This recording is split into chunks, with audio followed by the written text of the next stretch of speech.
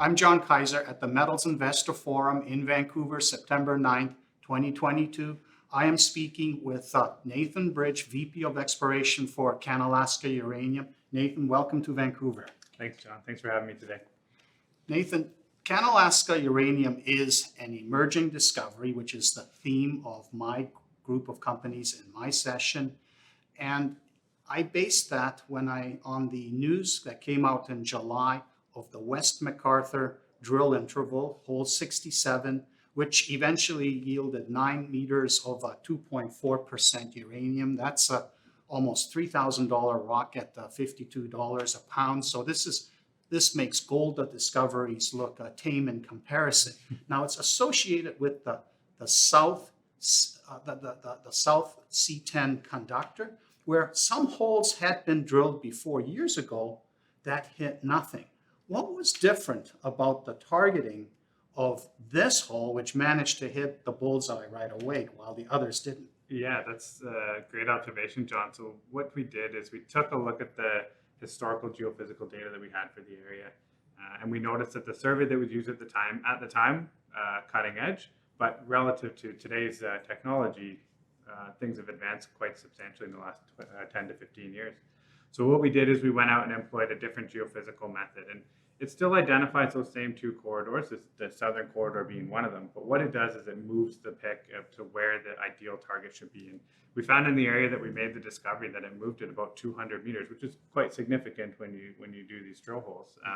So that new geophysical data gave us a new target, and we went out and drilled it on the second hole of the season, and alteration all through the basement, kept the hole going, and eventually came into the mineralization at depth. So yeah, just a slight little change in the methodology and advancement in the technology, and that kind of led us to that hole. So the interval is within the basement, about 100 meters beneath the unconformity, which is 800 meters deep. Yep. Nothing is being mined in the Athabasca Basin this deep. At the moment, it looks like a sort of a vein-controlled Eagle Point style deposit that could go considerably deeper. The dream, the blue sky dream, is that as you find the unconformity, you also find a McArthur River type blob right at that intersection between the fault and the basement and the interface with the sandstone.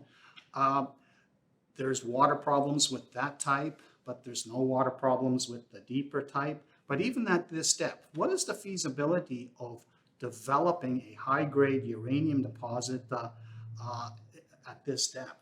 Yeah, we're at a considerable depth here, but I think an important point that you made when you opened up here is the value of the rock at these depths. Unconformity uranium deposits compared to some other systems, especially other uranium systems, are quite tight, quite small. So they're so high grade that you need a much smaller tonnage of rock to actually be able to mine them. From our perspective here, a lot of these big deposits have these basement keels. So you see the structure, Eagle Point's a good example, over 400 meters below the unconformity. The perfect scenario, obviously, is to have that mineralization in the basement as well as that mineralization at the unconformity, but that's what the team's working on right now. But from a feasibility perspective, given the value of the ton of the rocks out here, as long as we can put enough pounds in the ground, then we'll find a way to get down there and get it out of the ground. Okay. Now, Cameco has the Fox Lake deposits, which are at the unconformity, not as deep. They're associated with that C10 conductor, and they were a partner for yours, spent $5 million chasing it onto your side of the border, 42 zone. The whole pitch with the West McArthur is that down the road, and even there's existing a mill capacity available. Cameco, these other parties, they need more mill feed to sustain their mines. What is Cameco doing with its Perch Lake? Because that's 8%, that's $9,000 rock. What is it doing to prepare that for future milling, and what implications does that have for what you are hoping to deliver at a somewhat deeper level? Yeah, so Cameco is a partner on the West McArthur joint venture. They own 20% of the project right now. They have the adjacent property, as you mentioned, with the Fox Lake deposits. I spent 8 years of my career there working with the team, so actually on the discovery team there, so I know those deposits very well.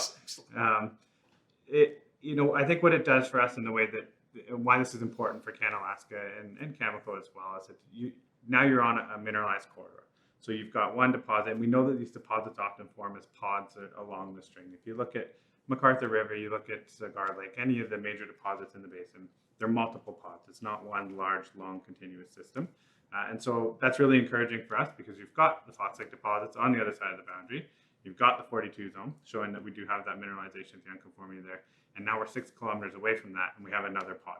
And the important piece, I think, that try to take away from this is that outside of that drill hole 67 along that trend, we have 6 kilometers back to 42 that's untested, and another 9 kilometers to the property boundary that's untested. So we're talking about 15 kilometers of search space that's virtually untested in the Athabasca Basin, which in itself is relatively rare, but the fact that it's mineralized as well is quite important. So ideal situation is you can get multiple pods along this string that generates a bit of a corridor type target that someone like Cameco can go and actually make a go at to produce off of. So when I talked to Corey Bellick, the CEO, recently, the 2 rigs that you had in the area, they're really more scout drilling. You have a deep target, you take a shot at it, and you hope you hit something that puts you closer to what will be the target. But right now, you're trying to use these rigs to stitch together what's all going on down there. And Corey says, we really need something called a directional drill to do this. We can't have access of this until the new year. Can you just give a brief explanation? What's the difference between a directional drill for doing the wedging and the sort of what the wedging is possible with the current setup? Yeah, so the current setup, you're drilling your pilot from surface, and in order to deviate your hole, you can get about 1.5 degrees, 2 degrees on a wedge. The problem with that means if our target's at 1,000 meters, we need to come back up the hole to 500 meters to direct from that point. We have to re-drill that 500 meters above, which is cost, time, money to re-drilling core that we already, kind of have a good feeling for from the initial pilot. So what we're doing is moving towards a mud motor system. And what a mud motor is you drill one pilot. It can be at an angle or it can be at a vertical, either way. And you'll drill that pilot down to about 200 meters above your target zone, and then we can fan off of it. So it's a little motor that goes down in the hole. It uses water pressure to push it any direction we want to go. We push the hole out, and then have basically a normal drill steel down there after that to chase the target. And with that sort of system, we can get closer to 5-10 meter step outs very accurately.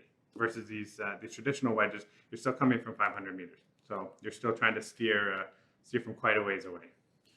Now, assuming you intersect more uranium mineralization, will it be companies' policy to use an E-probe to give us uranium assays in real time so that we don't have to wait 2 months for geochemical assays like NextGen did when it was exploring the Arrow discovery? Yeah, so and historically as a company we have released equivalent grades on our probes.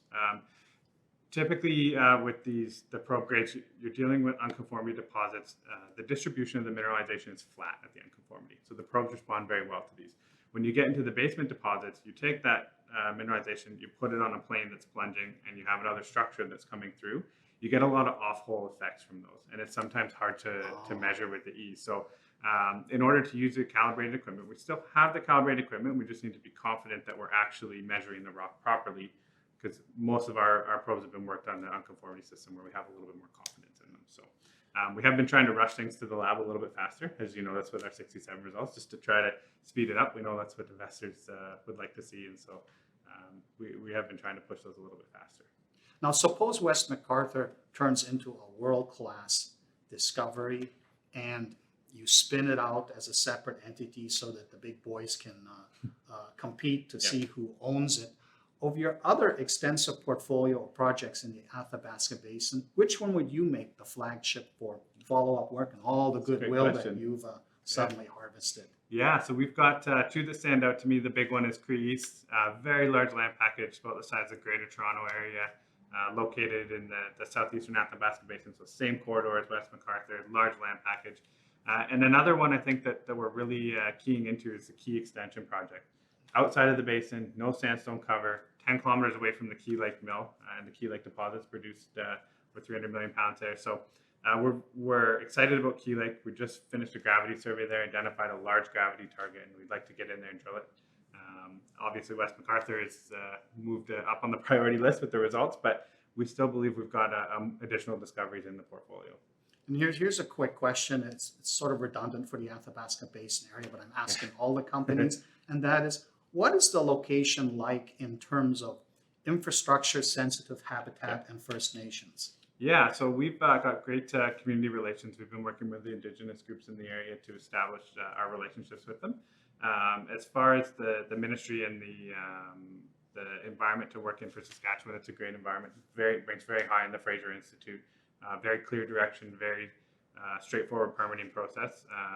Like with every jurisdiction, it has its challenges, but we've been able to work through them quite easily to keep our projects moving forward. Mhm. Now, what's your budget for the next 6 months and the funding strategy, which may not be easy for you as VP of Exploration to, Yeah. to answer? Yeah, I like putting the money in the ground. That's my job. But we've got we're a very healthy position right now. We've got about 100 million shares outstanding, market cap around $50 million, and got about $10 million in the bank. We expect to finish the year around $9 million by the time we're done drilling at West McArthur. We're ready to go into next year with the budget we have, but obviously if the opportunity presents itself to raise some additional capital, then obviously we will. We expect to be working West McArthur quite aggressively next year, so we'll probably need to go out and get some additional funds for that. But you're in excellent shape right now to carry We on are. and even continue in the new year Absolutely, with the yeah. direction well. We got about $10 million in the bank, so we're in a really good spot right now. Excellent. Thank you. I've been speaking with Nathan Bridge from Canalaska Uranium. Nathan, thank you for being Thanks, part John. of the show. Thank you.